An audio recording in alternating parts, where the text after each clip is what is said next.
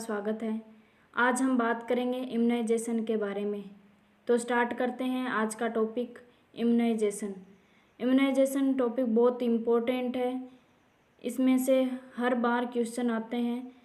तो एक एक लाइन आपको देखनी है, शुरू से लेकर लास्ट तक वीडियो ज़रूर देखना क्योंकि हर लाइन इसकी इम्पोर्टेंट रहती है। तो स्टार्ट करते हैं आज का टॉपिक इम्यूनाइजेशन प्रोग्राम। तो सबसे पहले बात करते हैं ग्लोबल इम्यूनाइजेशन प्रोग्राम था जो कब आया था, 1974 के अंदर आया था। और एक्सप्लेंडेड प्रोग्राम ऑफ इंडिया 1978 के अंदर। और उसके बाद में यूनिवर्सल प्रोग्राम ऑफ इम्यूनाइजेशन कब स्टार्ट हुआ था, 1985 के अंदर, 1985 के अंदर। फादर ऑफ इम्यूनोलॉजी अगर हम बात करें तो एडवर्ड जेनर को क्या कहा जाता है, फादर ऑफ इम्यूनोलॉजी। इन्होंने फर्स्ट वैक्सीन तैयार की थी स्मॉल पॉक्स की। नेक्स्ट हम बात करते हैं लाइव और किल्ड वैक्सीन के बारे में। तो इनके लिए मेनेमोनिक्स हैं जिसके द्वारा आप इजीली याद रख सकते हो। तो इनका मेनेमोनिक्स क्या है, फर्स्ट देखते हैं अपन लाइव वैक्सीन का। तो लाइव वैक्सीन का है boys love the crime.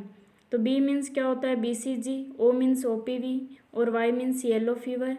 L means होता है लाइव एंटीटूनेटेड और the means typhoid. C means chicken pox. R means rubella और I मीन्स इन्फ्लुएंजा जो इंट्रानेजल दिया जाता है स्प्रे द्वारा। और M मीन्स मम्स, मीजल्स और E means epidemic typhus. Next हम बात करते हैं किल्ड वैक्सीन की। तो किल्ड वैक्सीन का मेनेमोनिक्स क्या है, पेयर, PAIR। तो P मीन्स है पोलियो जो इंजेक्टेबल दिया जाता है जिनको साल्क बोलते हैं। और OPV जो मतलब ओरल रूट से दिया जाता है वो सेबिन होता है, जिसका डिस्कवर्ड किसने किया था, सेबिन नामक वैज्ञानिक ने किया था। तो P मीन्स क्या हो गया, पोलियो या पर्ट्यूसिस। A मीन्स होता है हेपेटाइटिस B और A दोनों ही किल्ड वैक्सीन में आती है। I मीन्स इन्फ्लुएंजा जो इंजेक्टेबल दिया जाता है और R मीन्स रेबीज। नेक्स्ट हम बात करते हैं national immunisation schedule for infant, children and pregnant women. तो फर्स्ट हम बात करते हैं प्रेग्नेंट और infant, children and pregnant women. तो इसके अंदर क्या होता है कि फर्स्ट वुमेन को फर्स्ट डोज कब लगानी है, TT की फर्स्ट डोज लगाते हैं हम जब जितना जल्दी हो सके, जब हमें पता चल गया कि लेडी है जो प्रेग्नेंट है उस टाइम लगाते हैं। 0.5 ml लगाते हैं TT की डोज। इंट्रामस्कुलर लगाई जाती है और अपर आर्म के अंदर जो डेल्टोइड मसल होती है वहाँ लगाते हैं। इसके बाद में TT की सेकेंड डोज कब लगाते हैं, 4 वीक आफ्टर TT। जो फर्स्ट डोज लगाई थी उसके 4 वीक के बाद में या फिर 1 मंथ या 28 दिन के बाद में कौन सी लगाई जाती है, सेकेंड डोज TT की लगाई जाती है जो कि 0.5 ml इंट्रामस्कुलर और अपर आर्म के अंदर लगाई जाती है।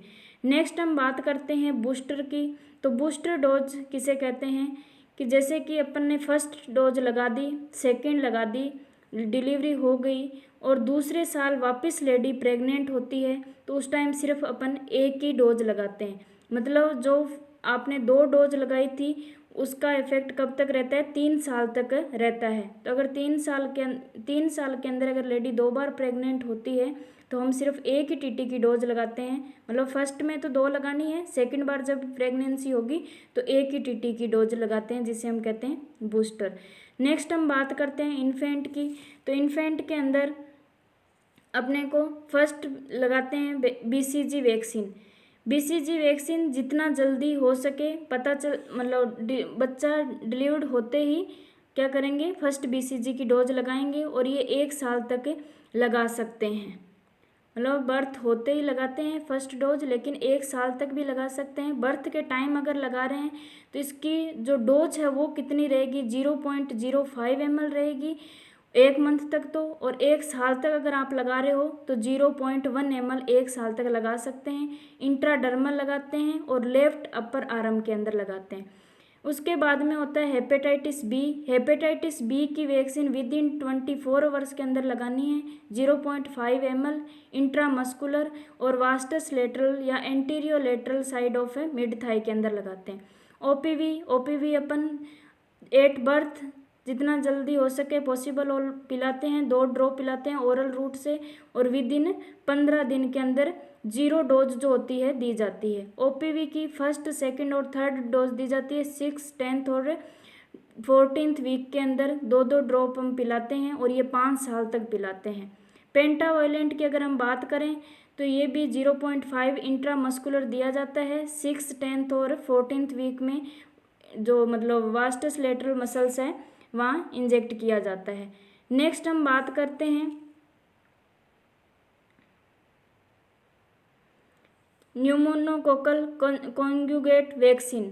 तो इसकी डोज हम कब लगाएंगे? फर्स्ट डोज 2 प्राइमरी डोज होती है जो लगाते हैं 6 वीक पे और 14th वीक के। इसके बाद में इसकी बूस्टर डोज होती है जो लगती है 9th और 12th मंथ पे। 0.5 ml लगानी है इंट्रामस्कुलर और वही वास्टर लेटरल मसल्स के अंदर लगाते हैं। इन्फेंट के अंदर हम IM इंजेक्शन वास्टर लेटरल मसल्स के अंदर ही लगाते हैं।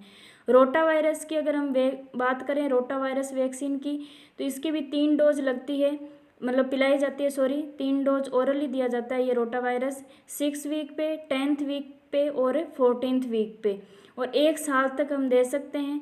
तो पर ओरल दिया जाता है। रूट की अगर बात करें 3 डोज लगाई जाती है। और कितनी ड्रॉप पिलाई जाती है? पोलियो में 2 ड्रॉप पिलाई जाती है और रोटा वायरस की कितनी ड्रॉप पिलाते हैं? 5 ड्रॉप पिलाते हैं।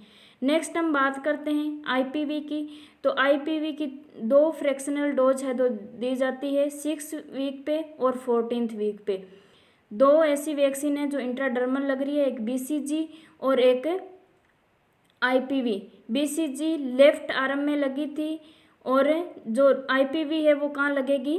राइट आर्म में लगती है। डोज कितनी रहती है? 0.1 ml ID लगाया जाता है इंट्राडर्मल राइट आर्म के अंदर। नेक्स्ट हम बात करते हैं मीजल्स की। तो मीजल्स और रूबेला की फर्स्ट डोज हम 9th मंथ पे लगाते हैं, 9th और 12th मंथ पे, और डोज कितनी रहती है? 0.5 ml और सबक्यूटेनियस लगाया जाता है और राइट आर्म के अंदर लगाया जाता है। और मीजल्स हम 5 साल तक दे सकते हैं। नेक्स्ट हम बात करते हैं JE की, जापानीज एनसेफेलाइटिस की। तो 9 मंथ कंप्लीट और 12th मंथ पे हम ये 9 से 12th मंथ पे लगा सकते हैं। 0.5 ml लगाते हैं सबक्यूटेनियस लेफ्ट अपर आर्म के अंदर। नेक्स्ट अगर हम बात करें विटामिन A की फर्स्ट डोज की, तो फर्स्ट डोज हम मीजल्स के साथ ही देते हैं 9th मंथ पे। इसकी कितनी डोज देते हैं? 1 ml। 1 लाख इंटरनेशनल यूनिट है जो फर्स्ट डोज दी जाती है पर ओरल। नेक्स्ट हम बात करते हैं चिल्ड्रन की।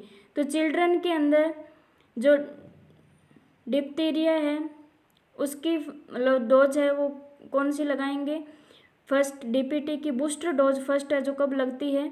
16 से 24 मंथ में। 0.5 ml इंट्रामस्कुलर और वास्टस लेटरल मसल्स के अंदर।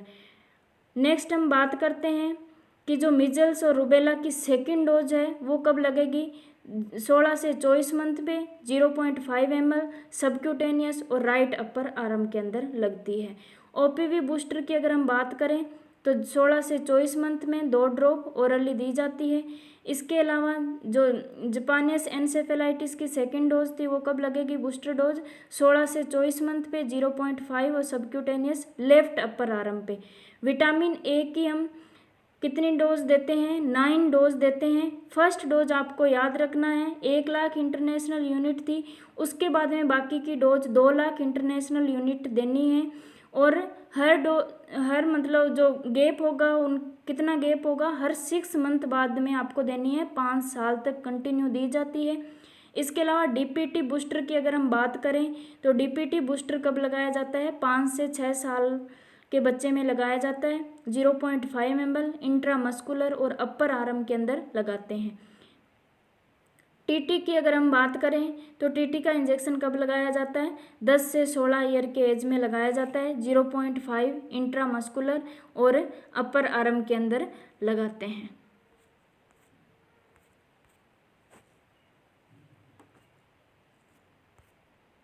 नेक्स्ट हम बात करते हैं TT की, टिटनस टॉक्सोइड की। तो आप देख सकते हो IM लगा रहे हैं, डायग्राम के अंदर आपको दिखाया गया है ताकि आप इजीली इस चीज़ को समझ सको कैसे लगाना है, कितनी डोज लेनी है वो आपको बताई थी। 0.5 ml लगाना है, डेल्टोइड मसल के अंदर लगाना है, अपर आर्म के अंदर। नेक्स्ट हम बात करते हैं BCG की। BCG बहुत इंपॉर्टेंट वैक्सीन है, इसके बार बार क्वेश्चन आते हैं। तो कहाँ से क्वेश्चन आते हैं वो भी मैं बता देती हूँ। इसकी फुल फॉर्म काफ़ी बार पूछी गई है, बेसिलस कैलमेंट यूरिन इसकी फुल फॉर्म होती है। इसके बाद में इसको डिजोल्व किसके अंदर करते हैं, क्योंकि ये किस फॉर्म में आता है, लिफोलाइज्ड फॉर्म में आता है, पाउडर फॉर्म के अंदर आता है। तो इसको किस में डिजोल्व करते हैं, रिकॉन्स्टिट्यूशन किस में करेंगे, NS के अंदर करते हैं। जो सोडियम क्लोराइड होता है उसके अंदर इसको डिजोल्व किया जाता है। इसके बाद में क्वेश्चन आता है कि after reconstitution use with in, कितने हावर्स के बाद में हम हावर्स के अंदर अंदर हम यूज कर सकते हैं। तो 4 to 6 आवर के अंदर हम इसको यूज करते हैं। लेकिन एग्जाम के अंदर एक बार क्वेश्चन आया था, उसके अंदर 4 आवर इसको माना था। तो 4 आवर है जो अब एग्जैक्ट है इसका, लेकिन 4 to 6 आवर भी किसी किसी बुक्स में देखने को मिलता है। नेक्स्ट हम बात करते हैं स्कार की। एकमात्र ऐसी वैक्सीन है जिससे स्कार बनता है। तो स्कार, इसका परमानेंट स्कार बनता है। तो इसका भी एक मतलब रहता है कि कैसे कैसे बनेगा। तो आप याद रख सकते हो पस से, PUS। पस आपको एक मेनोमोनिक्स है जिसके द्वारा आप इजीली याद रख सकते हो। तो पस मीन्स, P मीन्स क्या होता है, पेप्यूल्स। 2 से 3 वीक के अंदर फर्स्ट इसका पेप्यूल्स बनता है। और U मीन्स क्या होगा, अल्सर, जो 4 to 5 वीक के अंदर बनता है। और S मीन्स क्या होगा, स्कार। स्कार मतलब परमानेंट जब फॉर्म हो जाता है स्कार, वो कब बनता है, 8 से 12 वीक के अंदर। और अगर हम मंथ की बात करें फिक्स, तो 2 मंथ के अंदर इसका स्कार बन जाता है। तो एक ऐसी वैक्सीन है जिसका परमानेंट स्कार बनता है, ये भी आपको याद रखनी है, BCG।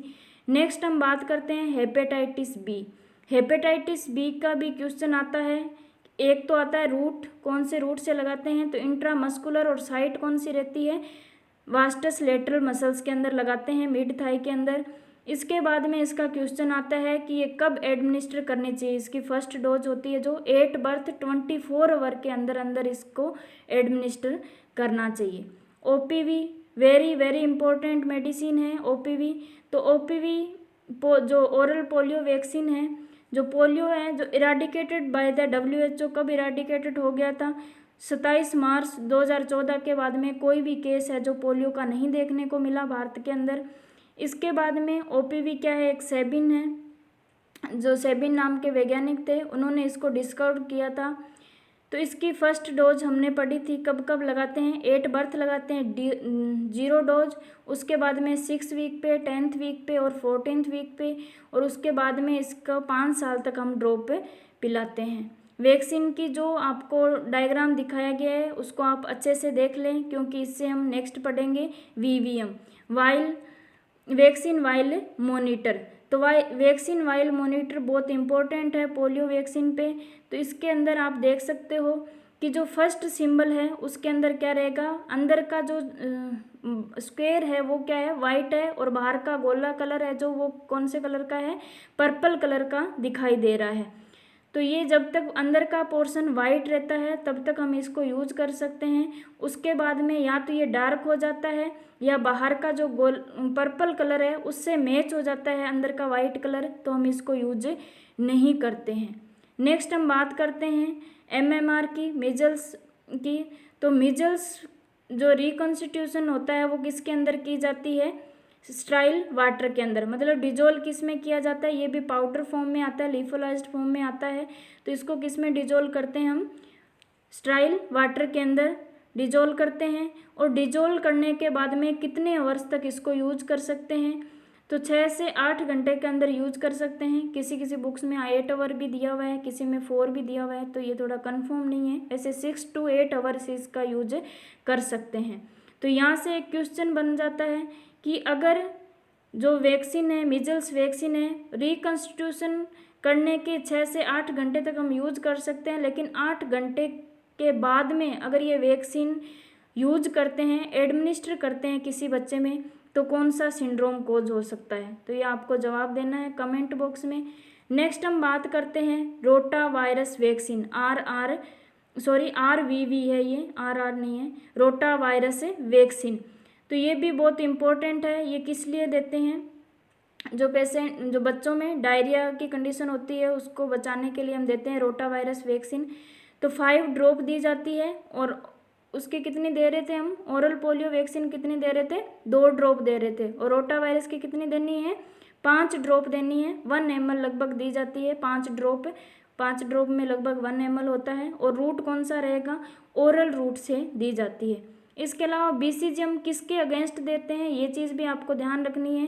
तो जो TB होता है उससे बचाने के लिए हम देते हैं BCG वैक्सीन। और कितने साल तक मतलब उसका इफेक्ट रहता है, कितने साल तक बचाता है BCG वैक्सीन TB होने से, तो 15 से 20 साल तक हेल्प करता है पेशेंट को कि जो TB है वो ना हो।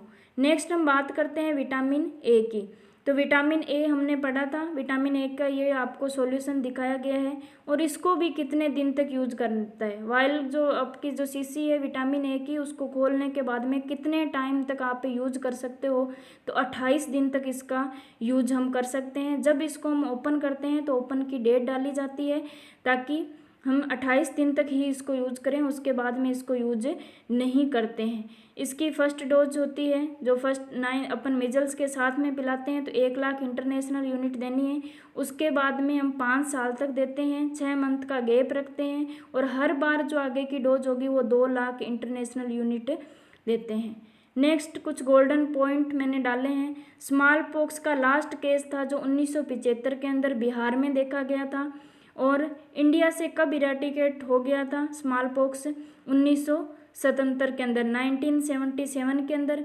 Small pox was eradicated from in the world, पूरे मतलब वर्ल्ड से कब इरेडिकेट हुआ, 8 मई 1980 के अंदर। और इसका लास्ट केस 1978 के अंदर अफ्रीका में देखा गया था। नेक्स्ट हम बात करते हैं कि जो लाइव वैक्सीन होती है वो कॉन्ट्रा इंडिकेशन होती है इन प्रेगनेंसी। ये पिछली बार अभी 2020 के एम्स में क्वेश्चन आया था कि लाइव वैक्सीन है जो कॉन्ट्रा इंडिकेशन होती है प्रेगनेंसी के अंदर नेक्स्ट बताया है सिक टेस्ट। तो सिक टेस्ट हम किसके लिए किस में परफॉर्म करते हैं, डिप्थीरिया में परफॉर्म करते हैं। ट्राइपॉड साइन किस में देखने को मिलता है, पोलियोमाइलाइटिस के अंदर ट्राइपॉड साइन देखने को मिलता है। ये बहुत इंपॉर्टेंट पॉइंट्स है, आप इनको याद रखना, अच्छे से पढ़ना। नेक्स्ट है OPV जो सेबिन किसने डिस्कवर की थी, सेबिन ने डिस्कवर की थी 1957 के अंदर। नेक्स्ट हम बात करते हैं पोलियो वैक्सीन की, वापस से हीट सेंसिटिविटी की बात कर रहे हैं। तो पोलियो वैक्सीन का एक क्वेश्चन और आता है कि जो मोस्ट हीट सेंसिटिव मेडिसिन है वो कौन सी है, OPV। नेक्स्ट हम बात करते हैं कोल्ड चेन के बारे में और उस स्टोरेज कैसे करना है। तो ये बाय मिस्टेक आप हो गया है, BCG वैक्सीन नहीं है, ये OPV वैक्सीन है। तो OPV वैक्सीन हम कितने डिग्री पे स्टोर करते हैं, 20 डिग्री सेल्सियस पे स्टोर करते हैं। तो ये करेक्शन है, थोड़ा इसको सही कर लेना। OPV वैक्सीन -20 डिग्री सेल्सियस पे हम स्टोर करते हैं। BCG वैक्सीन कितने डिग्री पे स्टोर करेंगे, 2 से 8 डिग्री सेल्सियस पर स्टोर करते हैं। इसके अलावा बात आती है OPV हम -20 डिग्री सेल्सियस पे तो कब स्टोर कर रहे हैं, हॉस्पिटल के अंदर है उस दौरान। लेकिन जब पोलियो इम्यूनाइजेशन प्रोग्राम चलता है उस दौरान हम कितने डिग्री पे रखते हैं, जो कोल्ड चेन का जो आपने देखा होगा, जो आइस क्यूब रहती है, बॉक्स जो आता है, उस टाइम हम कितना इसका स्टोरेज रखते हैं, 2 से 8 degree Celsius, same as BCG storage का ही इसका टेम्परेचर रहता है OPV का। नेक्स्ट हम बात करते हैं कि जो फ्रीजर्स है, फ्रीजर्स के अंदर कौन कौन सी मेडिसिन रखी जाती है। तो पोलियो एंड मीजल्स किस में रखी जाती है, फ्रीजर में रखी जाती है। इसके अलावा कोल्ड पार्ट और फ्रीज के अंदर कौन सी मेडिसिन रखी जाती है, DPT, TT, hepatitis A, Hib type B, जो हिब वैक्सीन होती है वो किस में रखी जाती है, कोल्ड पार्ट और फ्रीज के अंदर रखी जाती है। तो यहाँ से भी क्वेश्चन आया हुआ है कि ऐसी कौन सी वैक्सीन है जो फ्रीजर्स के अंदर रखी जाती है। So thank you guys, I hope आपको मेरी क्लास अच्छी लगी होगी। अगर अच्छी लगी है तो आप अपने फ्रेंड्स को शेयर ज़रूर करें, क्योंकि इस टाइम लॉकडाउन की वजह से कॉलेज है जो बंद हैं तो उनको भी हेल्प मिले।